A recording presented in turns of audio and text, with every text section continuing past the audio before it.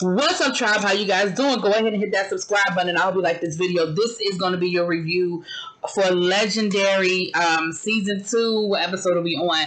Episode 7. And so this is the Opulence Ball. It is a nod to Victorian England because that's kind of where everybody went with it. I'm just going to say it. We only had like one house that sort of kind of did something different, which I was here for. Our guest judge this week is Adam Lambert. Now, what we're looking for with the special skill this week is each house has a different skill of Vogue that they're supposed to highlight.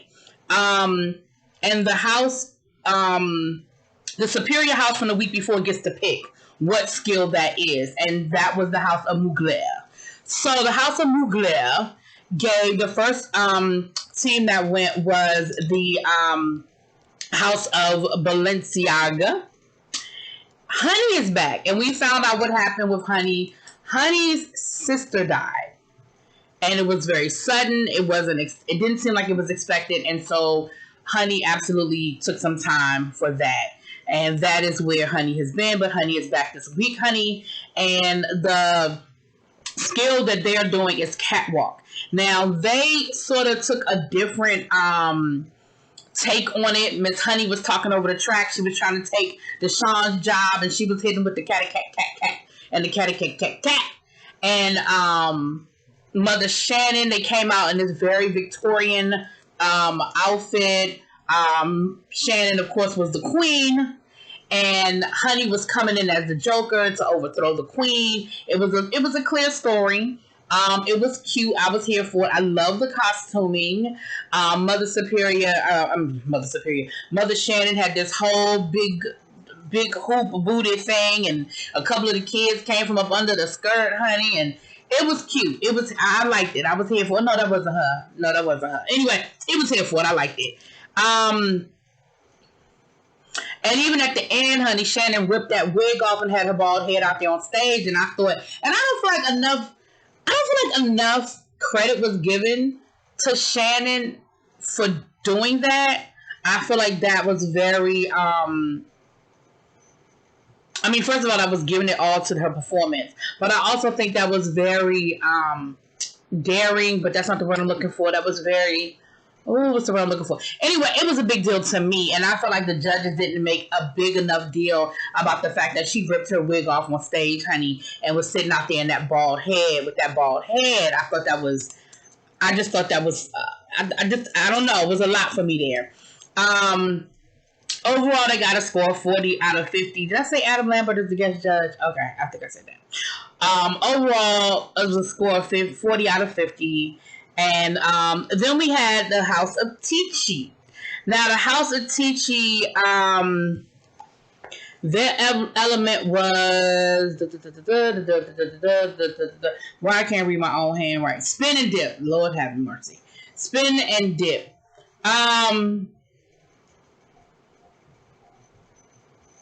Again, I thought their costuming was great. This wasn't my best performance by Tichy. Again, it was good, but I feel like we put Tichy on such a pedestal, and maybe to their own detriment, that there was an expectation that I didn't get, and the judges didn't get either, because they got a score of 42 out of 50, which I think that was probably one of their lowest scores of the whole season. The judges weren't really here for their performance. They gave a lot of criticism about them not being in sync, them being very stilted as far as being able to tell that there was an 8 count going on, which again, this is criticism Tichy hasn't gotten all season. And Leomi, who y'all know, that's my go-to, Honey, said that the spins and dips were not highlighted the way they should have been highlighted for that to be their zero in their skill that they were supposed to be highlighting. So like I said, they got a 42. Next, we had the House of Arichi. Theirs was floor performance. Listen, I'm going to tell you what my notes say, Honey. My notes say sloppy and boring. Now, and they got a score of 36. So I ain't the only one that felt that way. Yeah, they didn't really give me a whole lot. Their performance was not the most interesting performance out of the two. They did give us a floor performance. I mean, the floor, they were on the floor, honey. They was there on the floor. But again, when you compare it, and let me say this before I keep going. None of the houses, none of the first three performances blew me away. None of the first three performances blew me away. They were very regular, right? Even Teachy, I just told y'all, even Teachy did not give me anything, okay? They were very regular. But again, out of the first three, definitely the House of Rarichi was probably the worst. And like I said, I wasn't even very entertained, okay?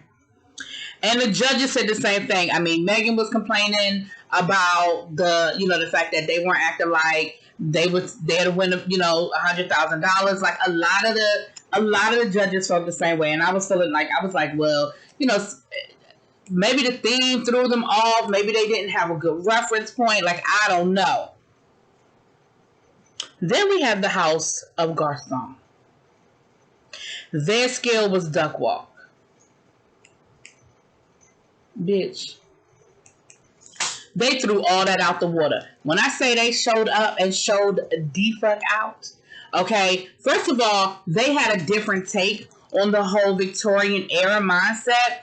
They came out as almost like the dark side of the Victorian era, right? They were giving you Moulin Rouge type teas, and they were performing, and the men had the tassels on their nipples, and there was a lot of gender bending. There was a lot of gender bending in a lot of the performances.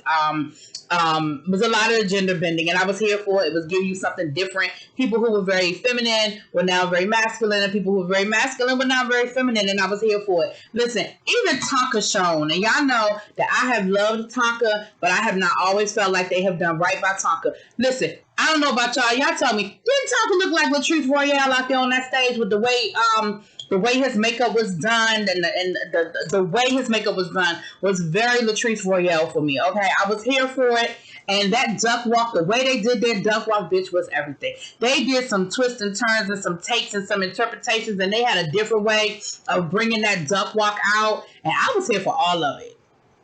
I was here for all of it, and so were the judges, and they got a score of 49, okay? And that was actually my favorite performance of the night. They were here. Then we had the House of Mugler, honey. Listen, the House of Mugler said we are not a one-hit wonder. We may have been Superior House last week, but guess what? We're going to be Superior House again because they were not to be played with, okay? They were hands, and let me tell you what my notes say. Hands everywhere. And guess what else they did? Once again, I feel like they went there, just like I felt like Mother Shannon went there. They shaved, all of the men shaved their beards, including Father Mugler. And remember, he had that beautiful full beard. He said he'd been growing his beard for 9 years, honey, but he shaved it for the purposes of this performance, and it was worth it because I felt like Garcon was still my favorite performance of the night, but I was definitely here for the House of Mugler. And they got a perfect score of 50, honey. Now listen, here's where it gets ugly. Let me turn the page to my notes, okay? Now the second half of the night was hand performance, right? And what they did was they put everybody behind these colored boxes so the judges didn't know who was who, right? And I like that idea. It was to sort of eliminate the bias, like your favorite is up there, so whatever. And of course it was a 10 or a chop, right? And so they had them behind these color boxes. Now I'm gonna be honest with you, I feel like some of those chops were very, very unwarranted. I feel like some of those chops were very unnecessary and very unwarranted. And I don't know how we got there. In the words of the great Deborah Cox, how did we get here? Because I really just feel like some of the chops were premature and unwarranted. I said that 3 times. Okay, I'm sorry. Well, at the end of the day, the House of Balenciaga won the hand challenge, and they got a plus 10 points, which took them from a 40 to a 50. And it came down between Balenciaga and Mugler as to who would be Superior House, and if the nod went to the House of Mugler. So they are Superior House again. And then the bottom was the House of Orici and the House of Ticci. Yes, I said the House of Ticci. So we had a battle. The House of Orici, the house father, he put himself on the floor against, I forgot who went for Ticci, child. That ain't even the important part. They battled it out. And the judges went with the House of Orici. They said, listen, at the end of the day, this is who won. You know, Orici won. I know that Ticci been kicking y'all ass for this whole season. I know that Ticci was the house to beat, but they had a bad night. And based on the rules, as we have set the rules up, we go with the House of Ticci. Now, the only person, which was Jamila, whatever, she said, well, I'm going to go with the house that I think has the most potential, not necessarily the house that won tonight. Which, of course, the rest of the judges was like, that's not how this game is played. Baby, Simone walked off the stage. And Law is telling her, listen, you gotta, if you want to take it when we giving you the good, you gotta take it when we giving you the bad. Now, Law wasn't giving you the bad; they've been eliminated. Baby Simone came back and said, on second thought, I got something to say. Baby, she took that mic. And when I say she cussed their asses all the way out, now what y'all saw was the edited version. There's the unedited version floating around over there on the internet that I saw, and they cut out about 80% of that cussing out that Simone gave them. But Simone went down the line. She started with Law, and she went all the way down the line, and she told all the judges how she felt about them. Baby, Simone showed her entire ass. Now, listen. I'm not going to give my opinion one way or the other because it is what it is now. It doesn't happen, child. But let me say this. Y'all mark my words. If there is a season 3,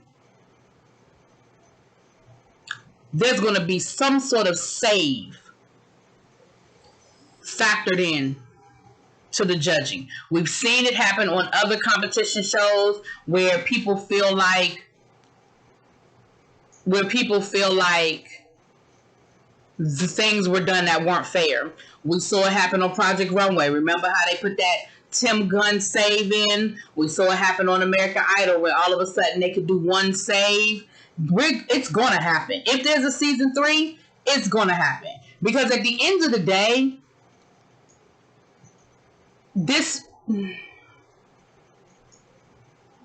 was the better house. They had a bad night. But Ticci was the better house.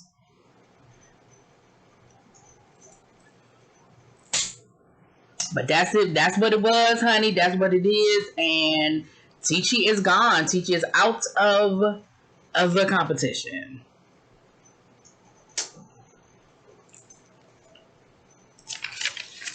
I will say this before I get off of here, though.